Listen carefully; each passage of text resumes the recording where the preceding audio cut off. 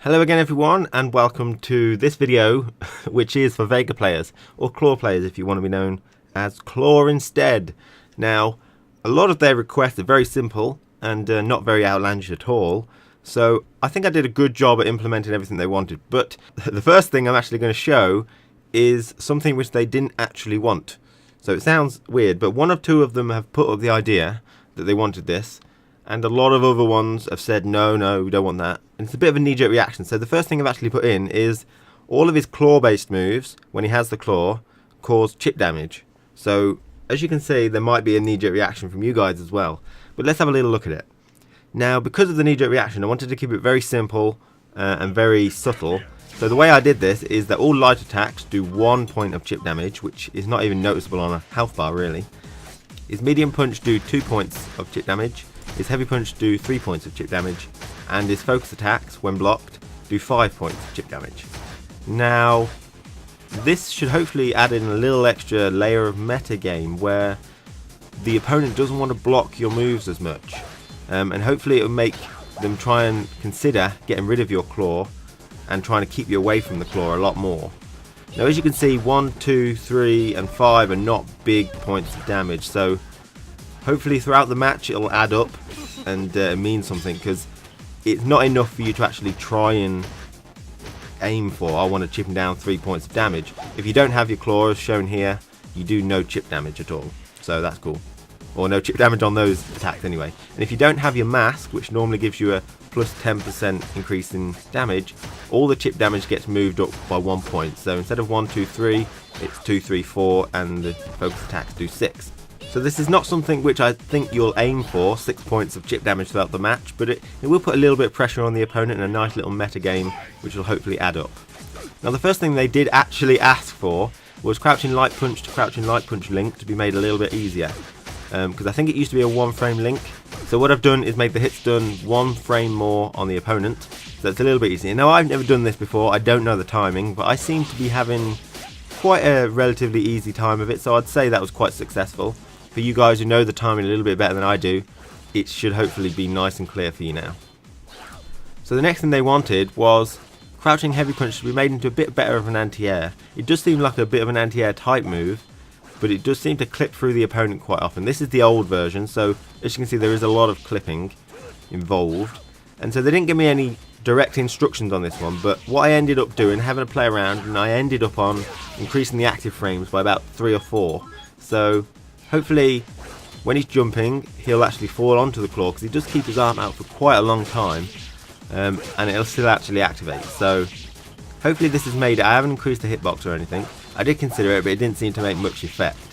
So because the active frames were only at 2 active frames previously, so you had to be really on point. They had to be in your claw as soon as you put it out, but now it's a little bit more leeway. And if he actually jumps forward a bit, because this is only neutral jumps, there is still a bit of clipping involved, then if he jumps forward it's a lot more lenient as well, because he's jumping into the claw, as you can see. So you can use it as a nice anti-air here from a nice adequate range, and even a closer range it still works a little bit there, which is so it's pretty nice. So I'd say this was a nice buff which hopefully you agree with. I can trade if he hits the claw for some reason, I'm not sure, but that seems fine to me. The next thing they wanted is his Scarlet Terror, which is another anti-air type move, to be improved, because at the minute it's pretty rubbish. So they never gave me direct instructions on this one either, so what I've done is played around and made the light kick and medium kick versions start up about 2 frames faster, as you can see here. And I also made the hitbox start up 1 frame earlier.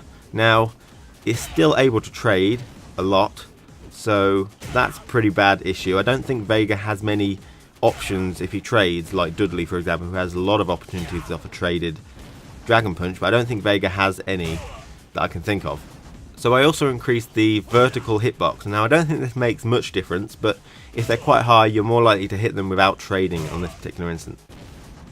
Now this is also done for the medium kick. Again, you can trade quite often, so this is something which I felt still wasn't adequately useful. So what I've done is I've changed it again for some things that people might not agree with, and added a bit of invincibility on it. Now the invincibility isn't on startup like a Shoryuken or anything. It's actually when your hitbox comes out, which is about 8 frames or something, because you've got about 8 frames of startup. So what this will do is that you can still get stuffed here when, if you're way too early on your startup, you can get stuffed. But when your hitbox comes out, you're always going to hit, which gives you the opportunity to go into another Scarlet Terror EX version or Heavy Kick version or something, and you're not going to trade at all. So hopefully that's a nice little buff. This is actually still in the download link. This is what I've left in. So hopefully you find that adequate for your needs. So the next thing they wanted is Ultra 1 to not be able to trade or to be invincible on its way up to the wall. So the way I've done this is just by easily giving it an invincibility all the way up into the wall, which is very easy to do. Now as Guile, I'm having a very difficult time trying to show you this, so I'm going to let Vega do what he does best, which is stuff anti-air type moves by doing his Ultra by himself. So my Ultra goes through his startup, so you can clearly see there is no hitbox on his startup. It's full invincibility, which is exactly what you wanted, I think. And the last thing is its all punch backflip has been reduced by about 10 frames recovery. Now there isn't actually any startup or active frames on this, so it's all recovery, but it's reduced by 10 frames. As you can see here, it's a lot faster and it recovers a lot faster as well.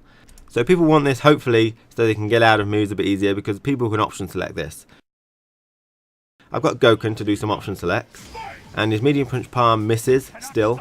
Now it missed in the old version as well, but at least it doesn't hit, so that's fine. Now one thing they can do is just change the timing. They can walk forward and sweep at a different time. It's very punishable in that respect, so that hasn't changed. Also, if Goken does his EX palm strike, like so, he does actually punish you now. So that wasn't able to be done previously. This is the old version of the PvP backflip, and the EX palm strike doesn't hit him. So although you're recovering faster and you might have less time to punish it, people can change their timing, and it does throw up a lot more issues. EX palm strike didn't used to be able to punish it, but now it can. So it kind of didn't solve any problem, and although it may have eradicated some other option selects, it's brought up a whole new set of new things. Now the only way you could actually fix this particular backflip is to make it sort of broken, really, where it's completely invulnerable and can't be punished. So it's mega fast, but that's just a bit crazy. So although you may want this buff, I don't think it makes that much of a difference. It's probably just better for you to not use the buff at all, or the move, sorry, and just maybe block the attacks and safe jumps and stuff. So they're all the buffs that I've done. Hopefully you found them, and nice and clean buffs. They seem quite reasonable, most of them. In the file that I've made available, I've kept the Scarlet Terror's invincibility, that's already in there, and the chip damage on Block with his claw moves is in there as well. Now that's not going to make any difference because I'm not putting it online, but if some Vega players could have some versus matches with that chip damage, that would really help determine whether it's broken or whether it's actually a nice little bit of meta game that people actually don't want to block against this move very often, and it's actually a big deal in a match or not. So yeah, if some Vega players could have some versus matches against their friends, that would really determine whether that's a good move, and you can tell me whether it's good or not. I've tried to make it very simple. It's not something you're going to aim for 1, 2 or 3 points of chip damage, but throughout the match it'll hopefully add up to a nice extra special move worth of damage. So yeah, tell me what you think about these buffs, and thank you for watching.